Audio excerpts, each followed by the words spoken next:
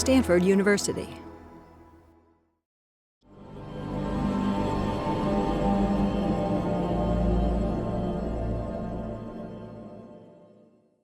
Hello, welcome to Open Office Hours. My name is Joel Beinin, and I'm Donald J. McLaughlin Professor of History and Professor of Middle East History at Stanford University. I'm going to talk today about a very broad range of things that are going on in the Middle East, Egypt, Syria, and a lot of related issues. Things are both all connected together, but also quite different in different places, and that's one of the difficulties of understanding the region. Let me start by saying something about how policymakers in Washington are looking at the overall situation, which hasn't changed very much since the beginning of the popular uprisings against the Tunisian former president Zain al-Abidine Ben Ali and Egyptian former president Hosni Mubarak.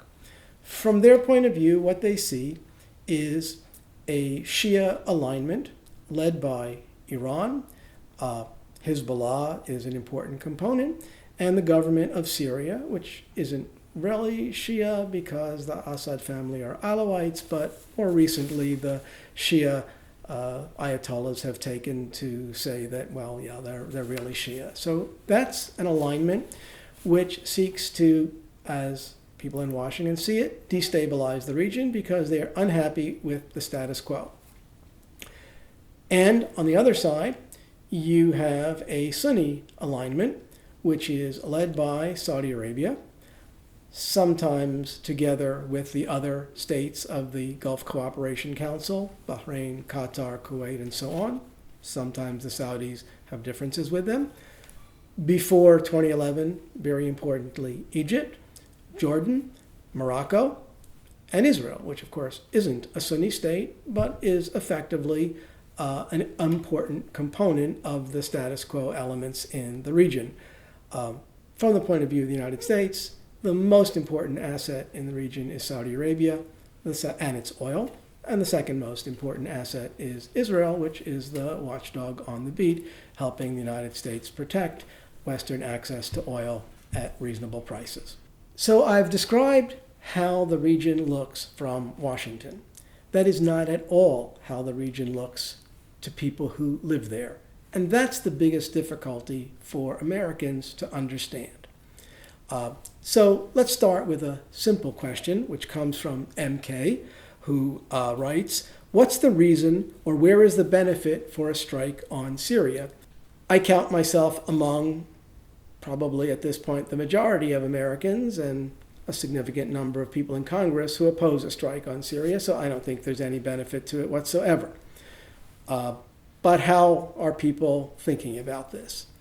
There is, of course, an international convention against the use of chemical weapons, which Syria, by the way, has not signed, so it's not officially obligated to uphold that convention. And it would normally be up to the United Nations Security Council to enforce that convention. The United Nations Security Council can't enforce that convention because the Russians will veto any resolution that imposes serious sanctions on Syria. The Chinese might also vote against it. So the Security Council is not a factor. That raises a big problem because according to the United Nations Charter, there are only two situations which justify the use of force. One is immediate self-defense, you're attacked, you can fight back without asking the United Nations for permission. Or, secondly, the United Nations Security Council authorizes the use of force, which it's not going to do in the case of Syria. So President Obama and the hawks in his administration have taken to say that, well then, the responsibility is on us. Okay, there is a certain argument for that. Somebody should stand up for decency. I mean, there's not much question that chemical weapons were used in Syria. There is still, I think, some question about who used them. And someone should enforce the prohibition against using these weapons because they are indeed very horrible. But the United States dropped atomic weapons on Hiroshima.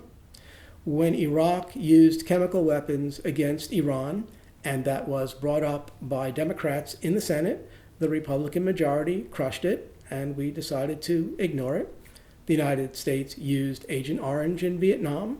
The United States used white phosphorus and depleted uranium in Iraq. Now, we might, from an American military point of view, have good reasons for justifying all those things. People in the Middle East see that as total hypocrisy. So, if we are going to be the ones who teach Syria a lesson, as the president has been saying, it won't work very well unless the lesson can be understood. And given the record of the United States in the region, the lesson won't be understood. It will be perceived as yet one more time when the United States acts hypocritically to defend its interests and those of Israel. And they are just killing Muslims as they have been doing for a decade or more. And what's new? So much as it might be highly desirable for the United States to be the one to even heroically enforce this norm, most of the rest of the world, and especially the most relevant parts of the world, the Arab and Muslim world, won't accept this as a reasonable thing for the United States to have done. The majority of the British Parliament doesn't accept this as a reasonable thing for the United States to do. Why? Because Tony Blair, when he was Prime Minister, lied to the Parliament, fixing the intelligence around the policy, as it was said, with regards to the dodgy dossier. And now the present British government has to pay the price for the fact that Parliament was lied to. Why are so many American congressmen and senators nervous about endorsing the use of military force? For the same reason. The Bush administration lied to Congress and to the American people about weapons of mass destruction in Iraq. There weren't any, and there was all sorts of quite silly intelligence that was put forward to try to justify this. Colin Powell, who made what was thought to be an impressive speech to the United Nations in February of 2003, now has expressed some regret about doing that, and his aide, Colin Wilkerson, has even gone further than that. So, having made some very serious miscalculations, we might be willing to forgive ourselves and say, okay, well, we've learned our lesson.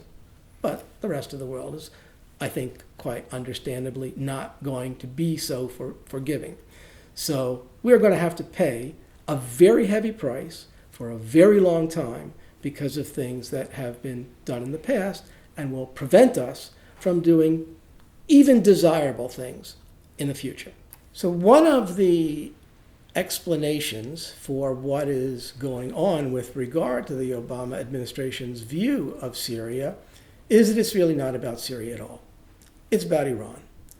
And the real question is, does President Obama have the guts to stick by his guns if and when Iran crosses what he's defined as a red line on the way to the acquisition of nuclear weapons? Because that, if it did happen, would be a much more serious threat to the security of the United States.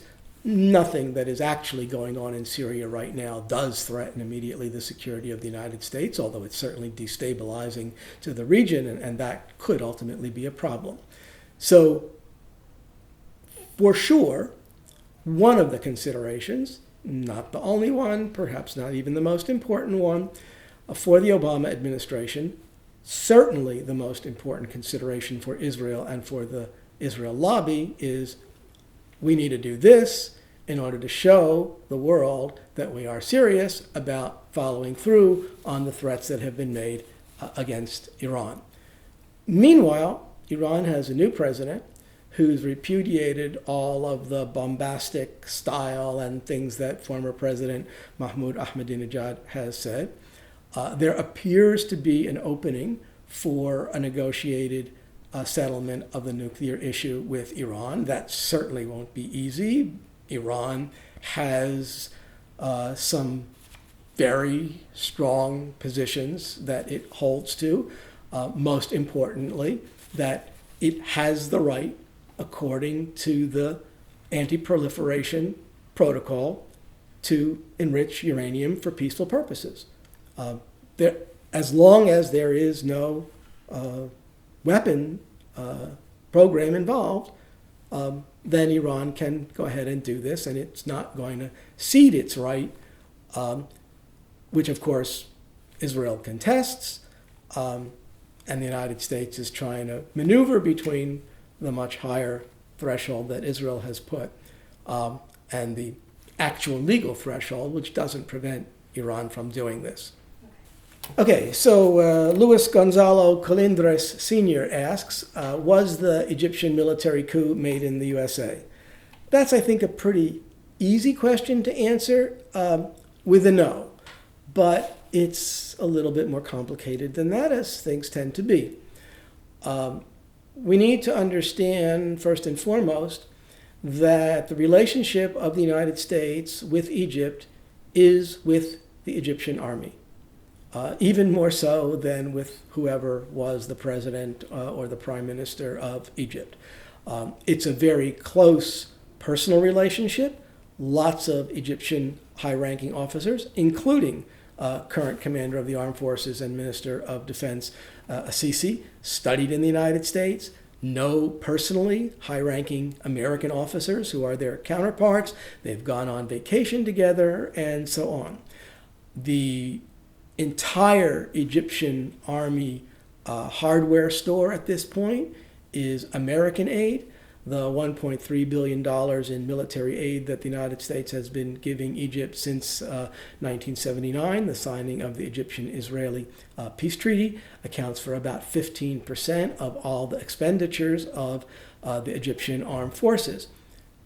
More importantly, even than that, that money is not spent in Egypt. That money is spent in the United States, and it's McDonnell Douglas and Northrop Grumman and Boeing and so on who are ultimately the recipients of much of that $1.3 billion. So that's what the relationship is about. What's it for? It's for two things. First, Egypt is part of this broader Sunni alliance, or was anyway, as long as Mubarak was in the saddle, and the Egyptian army, which doesn't have very much real capacity to fight a war, nonetheless is large, and Egypt is strategically placed, and it sits across the Suez Canal, so it's important to have that relationship. Number two, Egypt keeps the peace with Israel, and that's important from the United States point of view for regional stability. There's, of course, lots of interest in Israel on Capitol Hill. Basically, the Israel lobby can get Congress to do pretty much whatever it wants. Whether that gets translated into actual policy is a different question sometimes. Often it is too. So that's what the relationship has been about.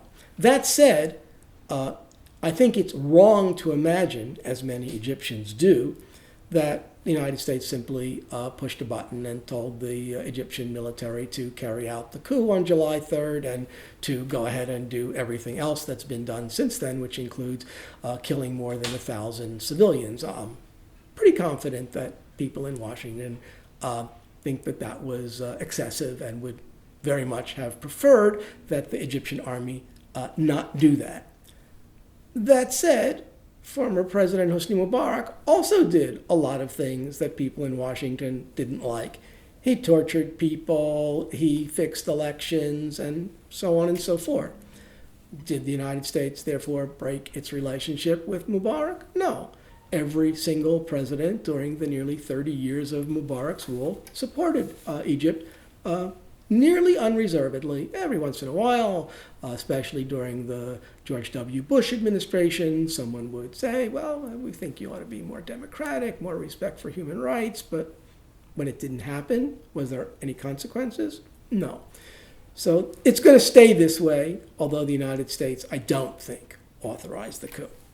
So Samuel Tabor asks, behind all the headlines about the popular uprisings in the Arab world since 2011, what's happened on the economic front? Have any of the political changes resulted in economic changes, changes of economic policy? And that, too, has a simple answer, which is no. It's important to understand that the background to the uprisings is the neoliberal economic transformation of the region, the dismantling of Arab socialism, the dismantling of large public sectors, the dismantling of publicly supported health, education, and other social benefits, basically cutting back the state sector and hoping that non-governmental organizations will pick up the slack, which by and large they have not. But to the extent that they have, it's been Islamic non-governmental organizations that have done so, and that's where their power comes from.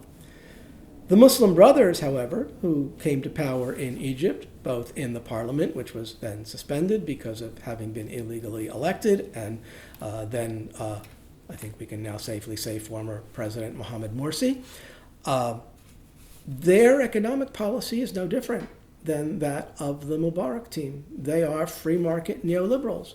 Back in the spring of 2012, some 100 American businessmen were taken to Egypt to introduce them to the country and to encourage them to invest. And they were pleased as punch because they were totally welcomed and there was no problem at all.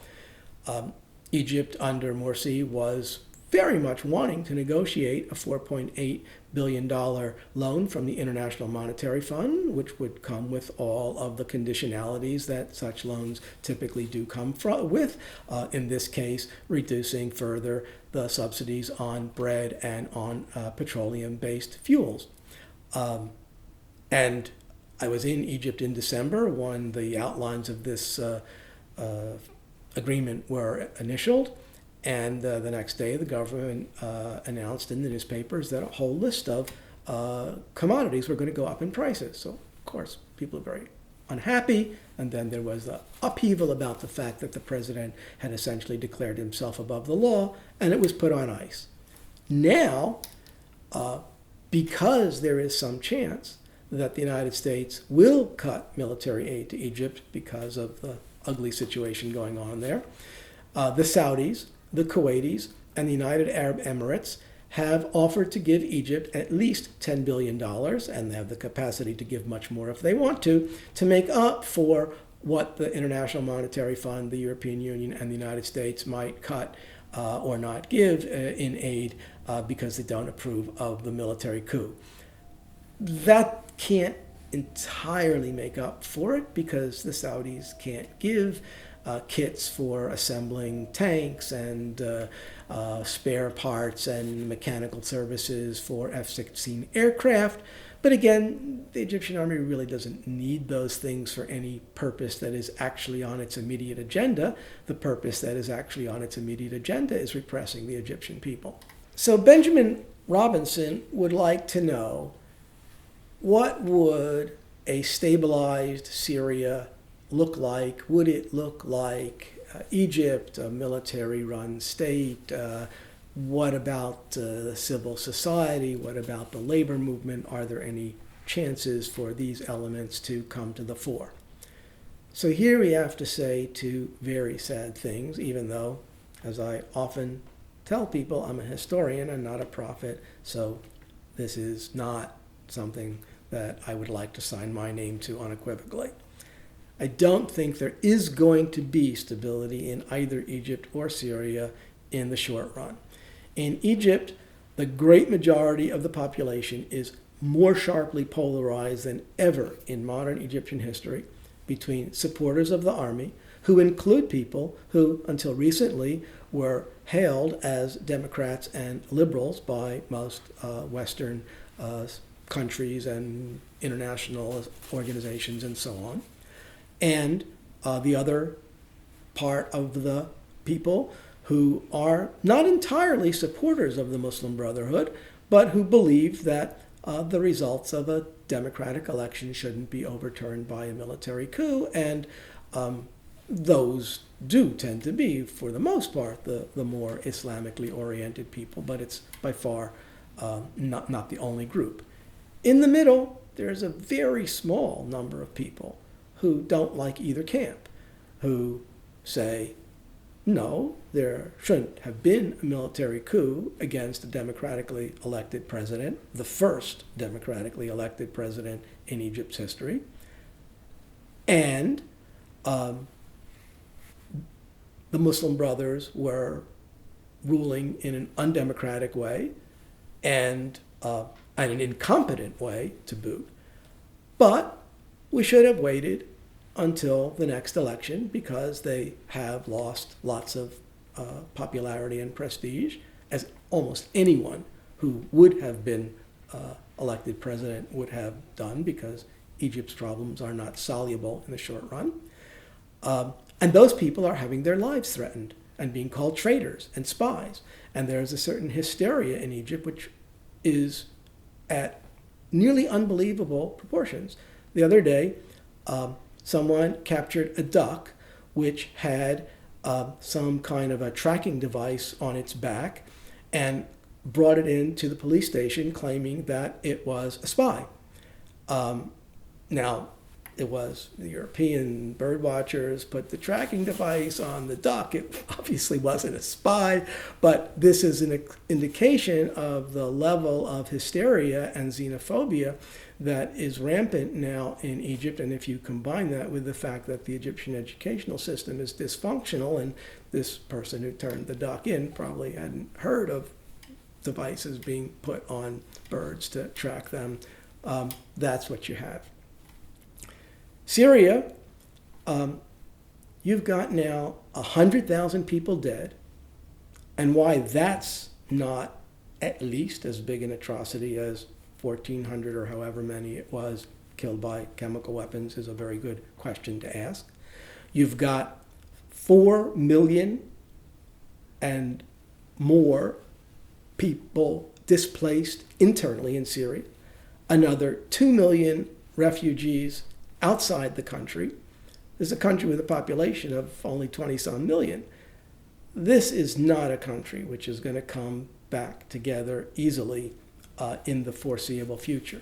The only chance for that to happen is one that no one inside the Beltway serious circles is speaking about seriously. And that is, there's on the table the idea of having a Geneva conference, inviting Russia, and trying to make some compromise between the Assad regime and the opposition. That can't work without two things. One, there has to be a compromise. There's no reason for Assad to come to Geneva if the end result will only be that he's out. In that case, why not fight to the end? So there has to be a willingness to establish the same kind of messy transition that there was in Yemen. Not very satisfactory from anybody's point of view, but a lot better than endless bloodshed. The second criterion is Iran has to be invited. Why? Because Iran is Syria's strongest actual backer in terms of sending arms, being there on the spot, and so on. Now, the United States doesn't want to deal with Iran since the revolution in 1979. This is, in my opinion, the root of a good many of the problems that the United States has had in the region. Iran is a very strong country. It's a major petroleum producer. It's got a highly educated population. Women are highly integrated into the university student body. More than 50% of all university students are women. It's got a very high percentage of women's participation in the wage labor force. So Iran, for geostrategic reasons, whether or not we like the regime there, which I don't, to put that on the record, we have to deal with it. We didn't like the Soviet Union, but having détente was better than having nuclear devastation, so we decided to deal with them. Unless the United States behaves differently than it has behaved in the region since the 1980s, really, there isn't going to be real stability, because the United States wants to accomplish something which I think at this point can't be accomplished. Essentially, to go back in one form or another to the status quo ante before January 2011. It would be preferable if countries like Egypt and Tunisia would be more democratic. And Tunisia, I think, in fact, which we haven't spoken about, has a better chance of becoming a stable democracy than Egypt. But if that can't happen, as long as the American interests in the region are secured, so it'll be okay if they're autocratic too. There can't, however, be democracy in Bahrain, even though, from a political point of view, the democracy movement in Bahrain was far more sophisticated, far more unified, represented a far larger proportion of the population in its inception than anywhere else in the region. But the Saudis marched in and smashed it by force of arms which were supplied by the United States, because the Saudis did not want to see a democracy on their doorstep, and the United States, whether or not it would have liked Bahrain to be democratic, has no choice but to acquiesce in that as long as Saudi Arabia is the key American ally in the region.